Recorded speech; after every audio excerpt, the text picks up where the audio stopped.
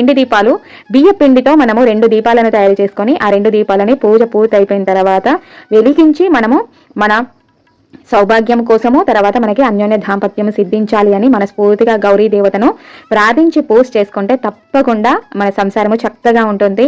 ఎన్ని ఆటంకాలు వచ్చినా మన కుటుంబము చక్కగా వర్ధిల్లుతుంది. ఇంక ఇక్కడ దీపారాధన చేసుకొని తులసి పూజ చేసుకున్న తర్వాత అయితే పీట దగ్గర కూర్చుని పూజ అయితే మొదలు పెట్టుకుంటానండి. పూజ పూర్తి వరకు చూడండి. ఇంకా వ్రతం ఎలా చేసుకుంటాను అనేది మామూలుగా వాయిస్ ఓవర్ కాకుండా నేను ఎలాగ పూజ మొదలు పెట్టిన దగ్గర నుంచి వ్రతం అయిపోయేదాకా ఎలాగ మంత్రాలు చదువుకుంటాను, ఎలాగ పూజ చేసుకుంటాను అనేది ఈ వీడియోలో చూపించాను అనమాట. ఎందుకోసం అంటే మనం ఇంట్లో యథావిధిగా ఎలా చేసుకుంటే బాగుంటుంది అనేది చెప్పడమే నా ఉద్దేశము. ఎందుకంటే ఆర్టిఫిషియల్ థింగ్స్ లాగా యూట్యూబ్ లో వచ్చే పూజలు అలాగా చేసుకోవడం కాదు.